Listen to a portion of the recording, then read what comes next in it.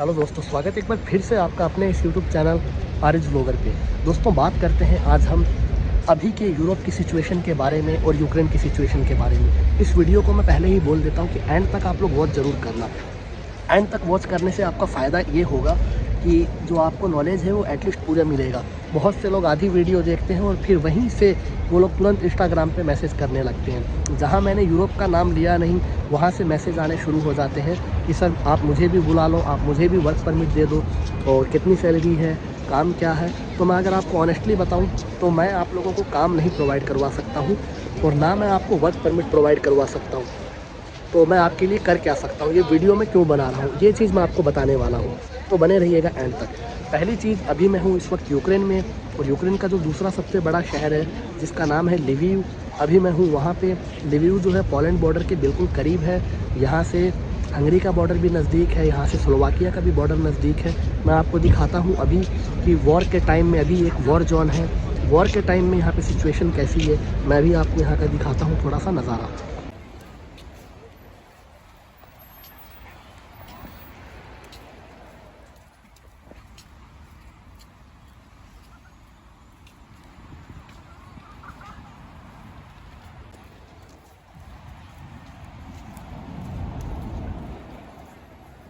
तो जैसा कि आप लोगों ने अभी यहाँ का व्यू देखा, दिन के टाइम में यहाँ पे सब कुछ अभी नॉर्मल है। और रही बात ठंड की, तो आपको पता है कि यूक्रेन में दो ही तरह का वेदर रहता है, एक तो ठंडा और दूसरा बहुत ठंडा।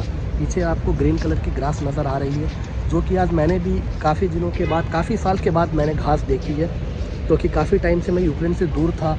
और अभी मैं जब से आया था यहाँ पे स्नोफॉल था।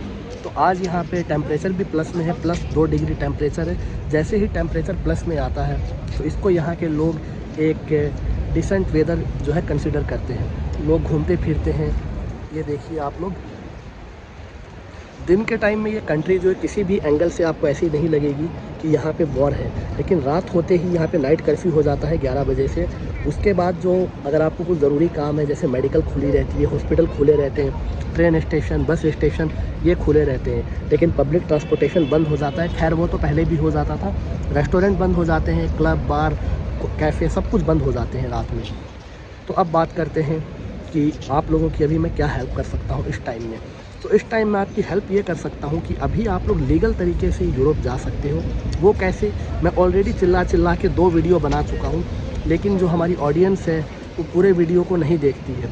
तो बड़ा बुरा लगता है और थोड़ा सा सैड भी फील करता हूँ मैं, क्योंकि आप लोग पूरे वीडियो को नहीं देखते और जो इम्पोर्टेंट इन्फॉर्मेशन होती है वो आप लोग छोड़ देते हो। मैंने अभी आप लोगों के लिए एक ओपन इन्विटेशन कर रखा है। जो भी यहाँ पे अभी आना चाहता है, अभी आने के लिए बहुत ईज़ी तरीका है।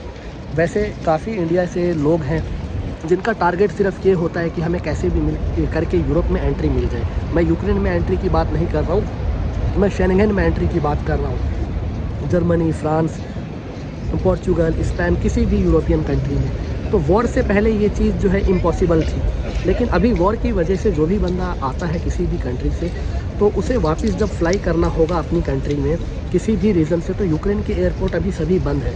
तो ऐसे टाइम पे उसे करना ये होगा कि नियर बाय किसी कंट्री में जाना पड़ेगा, चाहे वो पोलैंड हो, चाहे वो हंगरी हो, या फिर स्लोवाकिया हो, कहीं भी हो, उसे यूक्रेन जो है छोड़ना पड़ेगा वापस जाने के लिए, क्योंकि यहाँ के अभी एयरपोर्ट बंद है, एयर स्पेस बंद है। तो ऐसे में अभी आप लोग अगर यूक्रेन आते हो तो लीगल तरीके से आप लोग शेंगेन जा सकते हो। और जो भी अभी बंदा यूक्रेन से शेंगेन में जा रहा है उसको 1 साल के लिए टेम्प्रेरी प्रोटेक्शन और 1 साल के लिए जो है रेजिडेंस परमिट मिल रहा है। वो 1 साल वहाँ पे रह सकता है, काम कर सकता है। 1 साल के बाद कुछ कंट्री जो है उसे 2 बार एक्सटेंड करती है 6-6 महीने के लिए। टोटल हो गए 2 साल। अब जिसे पैसा कमाना है 2 साल उसके लिए बहुत है। और आप लोगों से मैं 10 लाख 15 लाख नहीं मांग रहा हूँ। इंडिया में अगर आप किसी एजेंट के पास जाते हो, अगर आप उसको बोलते हो कि मुझे यूरोप जाना है, वो आपको 2 ही रास्ता बताएगा। या तो स्टडी वीज़ा जिसमें आपको 10 से 12 लाख लगेगा, आईएलटीएस क्लियर करना पड़ेगा, या फिर वो बोलेगा कि आप डंकी लगा लो, आप यहाँ से सर्बिया चले जाओ। लेकिन अभी आपको डंकी नहीं लगानी है, ये बिल्कुल लीगल वे है। आप लीगल तरीके से मोल्डोवा के रास्ते यहाँ आओगे यूक्रेन, एंड यूक्रेन से आप यूक्रेन में 1-2 दिन स्टे करने के बाद आप लोग ईज़िली शेंगेन मूव हो सकते हो। तो ये मैं भी आपकी हेल्प कर सकता हूँ। यूक्रेन में मेरी अपनी कंपनी है, मैं आपको अपनी कंपनी से अपने इनविटेशन पे आपको वर्क परमिट प्रोवाइड करवा सकता हूँ। इसके बारे में अगर आपको ज़्यादा जानकारी चाहिए तो नीचे मेरा इंस्टाग्राम आपको नज़र आ रहा है, आप मुझे कांटेक्ट कर सकते हो। मैं आप लोगों की पूरी वहाँ पे हेल्प करूँगा और वही लोग कांटेक्ट करें जो सीरियस हैं, जो आना चाहते हैं। मेरे पास डेली कम से कम 100 मैसेजेस आते हैं और 100 बंदे जो होते हैं वो बात करने के बाद, टाइम वेस्ट करने के बाद, अपना भी और मेरा भी, अभी जो मेरा टाइम है वो बहुत वैल्यूएबल है, क्योंकि यहाँ पे वॉर है। अभी इलेक्ट्रिसिटी और इंटरनेट की बहुत प्रॉब्लम रहती है। मोबाइल डेटा यहाँ पे 2G चल रहा है या 3G चल रहा है, तो ऐसे में मुझे कहीं अच्छी जगह जा करके वाईफाई से कनेक्ट करके वीडियो अपलोड करनी पड़ती है। और फिर दूसरी चीज़, फ़ोन का 1% जो है, अभी बैटरी की बात कर रहा हूँ मैं, उसे बहुत सोच समझ के यूज़ करना पड़ता है, क्योंकि इलेक्ट्रिसिटी की अभी काफ़ी प्रॉब्लम है। कभी यहाँ पे 6 घंटे 24 घंटे में इलेक्ट्रिसिटी रहती है, कभी 10 घंटे।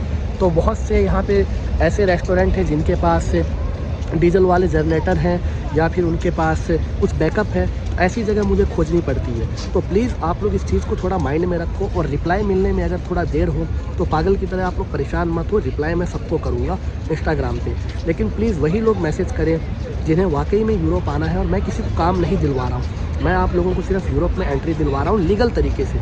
कोई इलीगल रास्ता मैं आपको नहीं बता रहा हूँ। आप लोग बिल्कुल लीगल तरीके से फ्लाई करके मोल्डोवा आओगे और मोल्डोवा से आप लोग यहाँ यूक्रेन आओगे। एंड यूक्रेन से आप लोग 2-3 दिन रहने के बाद, और अगर आप यूक्रेन में भी रहना चाहते हो तो रह सकते हो, मुझे कोई एतराज़ नहीं है, लेकिन यूक्रेन में काम नहीं कर पाओगे आप लोग, क्योंकि यहाँ पे एक तो आपको लैंग्वेज आनी चाहिए, दूसरी चीज़ यूक्रेन में अभी काम जो है, आपको पता है वॉर के टाइम में काम मिलना मुश्किल है। पहले यहाँ पे बहुत अच्छा पैसा था, पुर्तगाल जैसी कंट्री से, स्पेन जैसी कंट्री से इंडियन लोग यहाँ पे बहुत ज़्यादा पैसा कमा रहे थे। काफ़ी सारे ऑप्शन थे पहले यहाँ पे, फूड डिलीवरी का काम था, नोवा पोस्ट था, जैसे इंडिया में ये पोस्ट ऑफिस होती है, DHL होता है, उसके अलावा लोडिंग अनलोडिंग का काम था। टैक्सी के काम में इंडियन पाकिस्तानी बंदे डेली इंडिया के 4 से 5 हज़ार कमा रहे थे वॉर से पहले।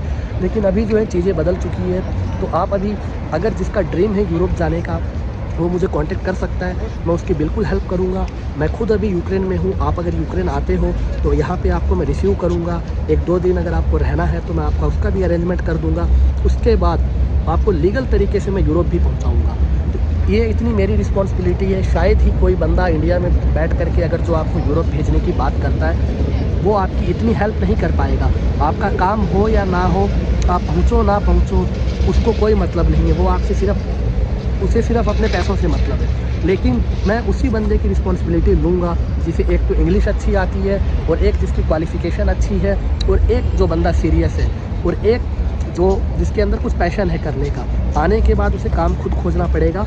अभी आपके पास गोल्डन अपॉर्चुनिटी इसलिए है, रेड कारपेट बिछा करके अभी आपका यूरोप में वेलकम होगा, क्योंकि आप लोग जैसे ही यूक्रेन छोड़ करके यूरोप में एंट्री करते हो, वो लोग आपके साथ पूरी तरह से उनकी सिंपैथी आपके साथ रहेगी। वो आपको सारे डॉक्यूमेंट जल्दी से जल्दी प्रोवाइड करेंगे। चाहे आप जर्मनी जाते हो, चाहे आप किसी भी शेंगन कंट्रीज़ में जाते हो, 1 साल के लिए आपको वो लोग रखेंगे। एक साल में आप लोग अच्छा पैसा बना सकते हो। उसके बाद साथ आप अपने पोर्चुगल में पेपर लॉक करा सकते हो, एंड 5 साल के बाद आपको पोर्चुगल का पासपोर्ट मिलेगा। और 1.5 से 2 साल के बाद पुर्तगाल इमिग्रेशन जो सेफ़ है वहाँ का, वो अपना सिस्टम अभी थोड़ा काफ़ी उन्होंने अपग्रेड किया है, कुछ नए एम्प्लॉय भी उन्होंने हायर किए हैं। तो हो सकता है आपको पहला कार्ड पोर्चुगल में आर्टिकल 88 में, 89 में, जो भी आपके लिए सूटेबल है, उसके अंदर आपको 1 से 1.5 साल में कार्ड मिल जाएगा। तब तक आप इंडिया नहीं जा सकते हो।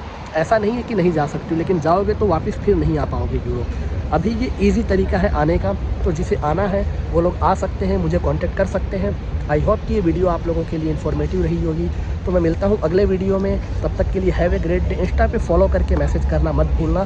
सिर्फ जो लोग सीरियस है वही, मुझे अपने इंस्टा के फॉलोवर नहीं बढ़ाने हैं, ना ही मुझे लाइक से डिसलाइक से कमेंट से कुछ फ़र्क पड़ता है। मैं ये चाहता हूँ कि आप लोगों की कुछ हेल्प हो जाए, क्योंकि मैं ढेर सारे वीडियोज़ देखता हूँ जो लोग यूरोप आना चाहते हैं। बहुत से एजेंट हैं जो दावा करते हैं यूरोप भेजने का, और ख़ुद कभी वो आज तक एक स्टेट से दूसरे स्टेट में भी नहीं गए हैं। तो आई होप कि आपको मेरी बात समझ में आई होगी। अगर किसी को बुरा लगा हो तो सॉरी फॉर दैट, और चैनल को सब्सक्राइब कर देना और बेल आइकन को प्रेस कर देना।